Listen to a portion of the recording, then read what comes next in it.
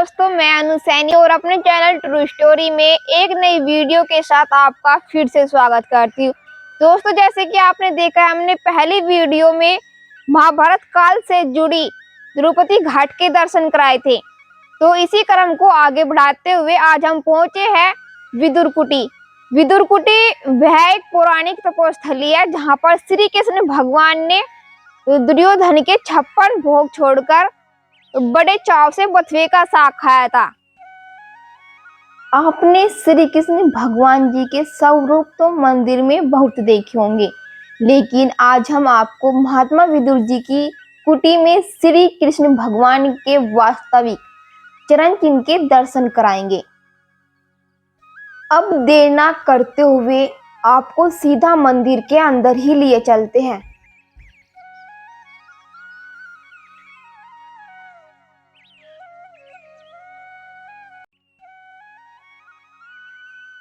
अब हम मौजूद है महात्मा विदुर जी के मंदिर में और हमारे साथ है मंदिर के पुजारी। अब हमें इस मंदिर के बारे में जानकारी देंगे। पंडित जी, पहले अपने बारे में बताइए। जय श्री राम। मेरा नाम राजकुमार कौशिक है।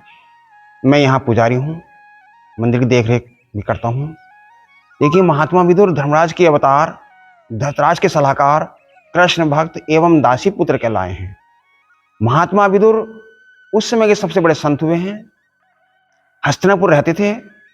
धृतराज के सलाहकार होने के नाते धृतराज ने एक दिन सभा में महात्मा विदुर से कहा, विदुर ऐसी नीति बतलाओ जिससे युद्ध नहीं होना चाहिए। तो महात्मा विदुर कह रहे हैं, नीति कहती है पांडव का राज्य पांडव को वापस कर दीजिए, दुर्योधन के बंदी बना दीजिए। उसी समय क्रोध के आवेश में धृतराज ने और दुर्योधन ने विदुर जी को सभा में अपशब्द कहे, बुरा भला कहा और ये कहा कि विदुर, तुम मेरे पुत्र को अहित और पांडव का हित चाहते हो, अतः तुम्हारा यहाँ कोई कारण नहीं, आप कहीं भी जा सकते हो। विदुर जी ने उस अपमान को बड़े प्रेम के साथ स्वीकार किया और त्याग पत्र दिया मंत्री पद से। उधर हस्तिनापुर गंगा के पार से इस पार आ गए, मां गंगा किनारे आसन लगा के बैठ गए। तो विदुर जी का स्थान ये तपोभूमि कहलाता है। भगवान श्री कृष्ण भी विदुर जी से मिलना चाहते थे, लेकिन रास्ता खोज रहे थे।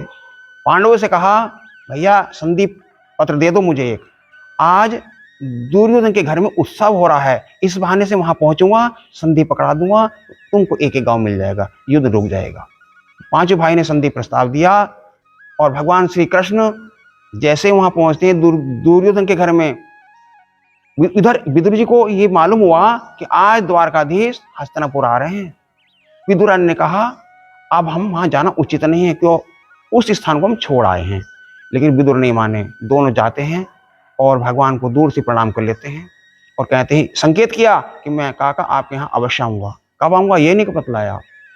उधर भगवान श्री कृष्ण ने कहा कि दुर्योधन से कि भाई तुम्हारे भाई हैं, ये संधि दूध बन के आया हूं मैं, एक एक गांव दे दो। लेकिन उसने कहा, एक एक गांव तो बहुत बड़ी बात है, मैं युद्ध के बिना सुई किनो की बराबर भूमि नहीं दूंगा। वो सर्वविदित सब जानते हैं इस बात को। और भोजन के लिए बुलाया गया। कृष्ण जी ने कहा कि नहीं, भोजन आपका नहीं करूंगा, क्योंकि जिन अवस्था में भोजन किया जाता है वह यहाँ कुछ नहीं है। इन अवस्थाओं में इस भोजन की भूख मुझे नहीं है, फिलहाल प्रेम आपके अंदर बिल्कुल भी नहीं है, अतः मैं आपको भोजन नहीं करूंगा। अब मैं अपने भक्त के पास जा रहा हूं। तब उनके 56 प्रकार के बने व्यंजन त्याग दिए और भगवान श्री कृष्ण ने विदुर के घर में आ गए। कहते हैं, काकी मैं आ गया हूं।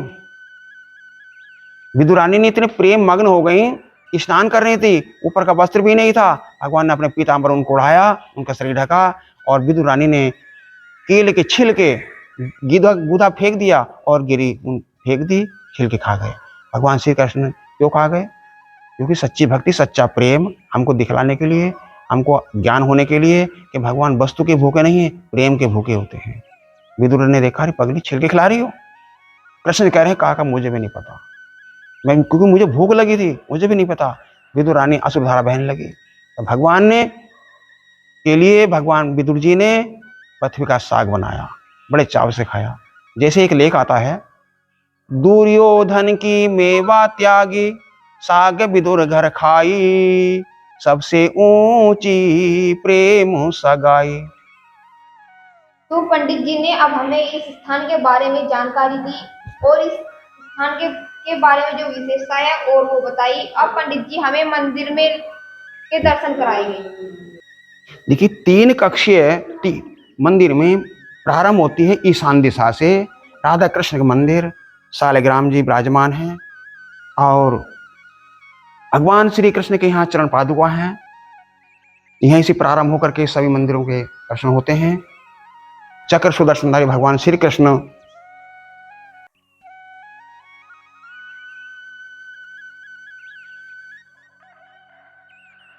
के चरण पादुका हैं। अर्जुन को उपदेश देते हुए भगवान श्री कृष्ण, देखिए, मांडव ऋषि सूली पर बैठे हैं। किसी राजा के यहाँ चोरी हुई तो राजा के सिपाहियों ने उनका पीछा किया।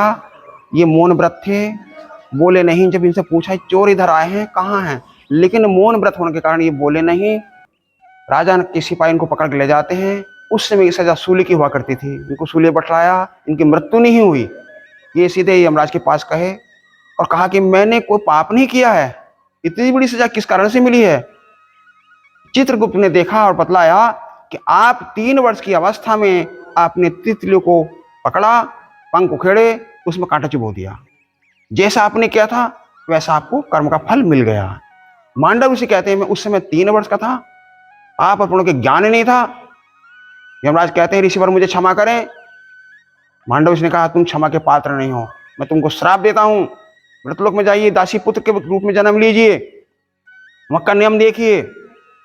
जब तक लौटोगे आप, मैं आपकी सीट पर बैठकर निर्णय मैं लेता रहूंगा। तो ये बैठे उनके स्थान पर और यमराज धर्म के रूप में विदुर जी बने। देखिए, महात्मा विदुर धर्मराज के धृतराष्ट्र के जो सलाहकार थे, तो विदुर जी ने इनके यहाँ पुत्र जन्मा, कहा कि इस बच्चे को तत्काल त्याग दीजिए, इसके जीवित रहते हुए परिवार का नाश अवश्य हो जाएगा। धृतराष्ट्र कह रहे हैं मेरा पुत्र है, मैं त्यागूंगा नहीं। विदुर ने कहा एक बच्चे को त्यागने में परिवार बच रहा है तो पाप नहीं लगता है। धृतराष्ट्र कह रहे हैं मैं कुछ भी हो जाए मैं त्यागूंगा नहीं। तब विदुर जी ने कहा अगर आप इसको नहीं त्यागोगे, इसका नाम आपको दुर्योधन रखना पड़ेगा। सर्वविदित हुआ कि दूसरे धन को हड़पने वाला दुर्योधन कहलाया। दुर्योधन ने एक षड्यंत्र रचा, पांडवों के लिए लाख का भवन बनवाया और उसमें विश्राम के लिए गए। जब पांडव गए तो उससे पहले ही विदुर जी ने एक अपने विश्वास पात्र व्यक्ति के द्वारा सुरंग दूर तक बनवा दी थी।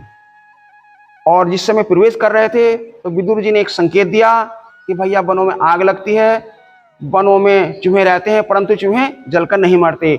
इस संकेत को पांडव भली भांति समझ गए और सुरंग जब जैसी उसने आग लगाई, दुर्योधन ने सुरंग के द्वारा निकल के बाहर आ गए, सुरक्षित बच गए। इसमें विदुर नीति सफल हो जाती है। भारत के प्रथम राष्ट्रपति डॉक्टर राजेंद्र प्रसाद जी के कर कमलों द्वारा पृथ्वी का 3 नवंबर 1960 को अनावरण होता है। कार्तिक पूर्णिमा गंगा स्नान का मेला हुआ था उस दिन। और नीचे जो श्लोक है विदुर नीति का, नतत प्रश्य संध्यात है प्रतिकूलम यदात्मनः, अर्थात जो व्यवहार हमें अपने को प्रिय लगे वही दूसरे के साथ करना चाहिए। इस चित्र में दिखलाया है कि धृतराष्ट्र ने सभा लगा रखी है और मामा शकुनी कौरव और पांडवों को जुआ खिला रहे हैं। विदुर जी इसमें विरोध कर रहे हैं, लेकिन दैव योग था जो कि किसी को समझ में नहीं आ रहा कि विदुर इतने विद्वान हैं, हमारे बीच में हमको शिक्षा दे रहे हैं, समझा रहे हैं। धृतराष्ट्र कह रहे हैं बच्चों को खेलने दीजिए। विदुर ने कहा जुआ हर तरह से हानिकारक होता है, इनको रोकिए। लेकिन दैव योग के कारण कोई रोक नहीं सका। पांडव अपने को हार गए।